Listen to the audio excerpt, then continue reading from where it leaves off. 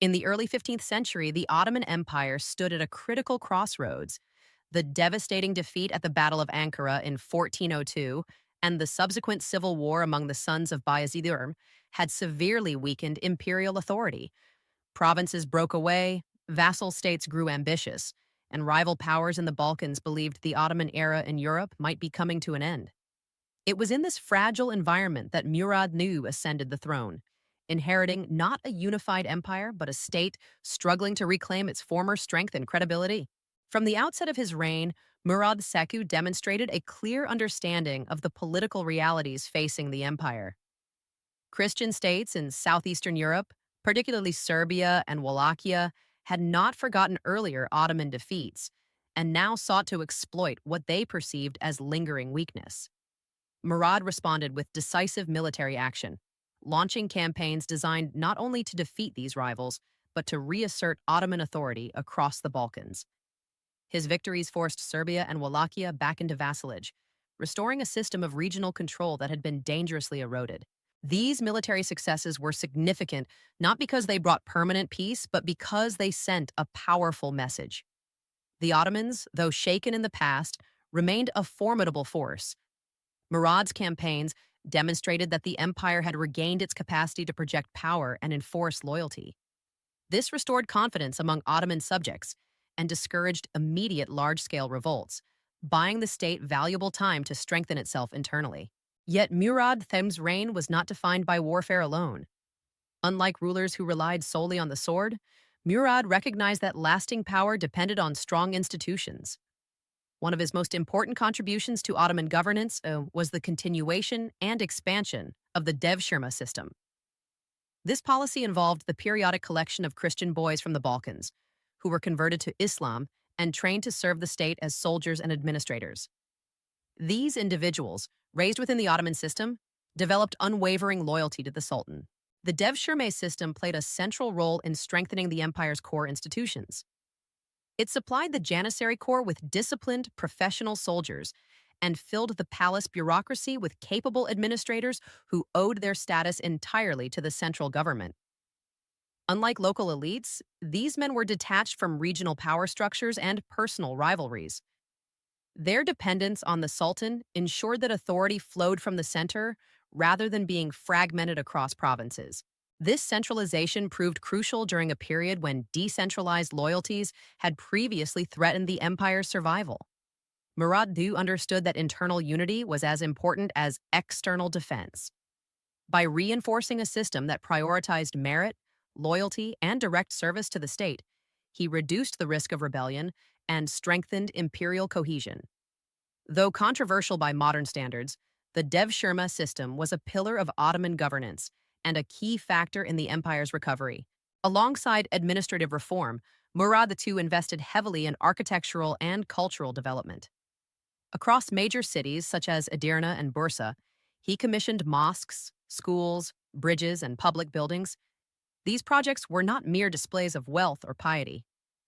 They were deliberate political statements, signaling stability, continuity, and divine legitimacy.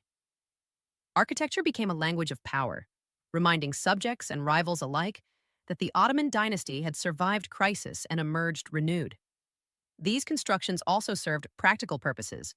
Mosques and schools reinforced religious and educational life, while infrastructure projects improved trade and communication. In a time of rebuilding, such investments strengthened the social fabric of the empire and tied local populations more closely to the central authority. Murad's patronage of culture and learning helped shape an imperial identity that extended beyond military conquest. The recovery of Ottoman strength under Murad II was further demonstrated by expansion beyond land-based dominance. In 1430, the Ottomans captured Thessaloniki from Venetian control, securing a major Aegean port. This victory expanded Ottoman access to maritime trade and increased naval activity in the region. Control of Thessaloniki also weakened Venetian influence and signaled that the Ottomans were once again capable of challenging powerful European rivals. This success had broader implications. It marked a return to expansion after years of internal instability and showed that Ottoman ambitions in Europe were far from over. The empire was not merely defending its borders, It was actively shaping the balance of power in the Eastern Mediterranean and the Balkans. Despite these achievements, Murad thus faced constant external pressure. European powers, alarmed by Ottoman recovery, sought to halt further expansion through military coalitions. These concerns eventually led to renewed crusading efforts, supported by religious and political leaders in the West. Murad's ability to manage such threats reflected both his military skill and his understanding of diplomacy, as he balanced force with negotiation when necessary. At one point, Murad made the unusual decision to abdicate the throne in favor of his young son Mehmed. The move suggested confidence in the stability he had restored, but it also revealed the persistent volatility of the region. When a major crusading army advanced into Ottoman territory, Murad was called back to command. His return underscored a central truth of his reign. While institutions had been strengthened, strong leadership was still essential in moments of crisis.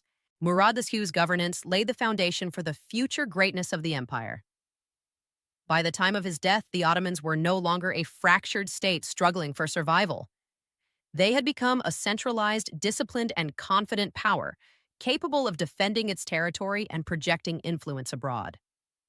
The institutions Murad strengthened would later enable his son, Mehmed II, to achieve one of the most significant conquests in world history. The recovery of Ottoman power under Murad II was not sudden or accidental.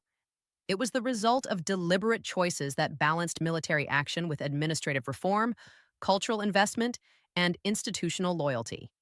In an era defined by uncertainty, Murad restored order and direction. His reign proved that empires are not sustained by conquest alone, but by the strength of their governance and the resilience of their institutions. Murad II may not be remembered for a single dramatic conquest, but his legacy lies in restoration.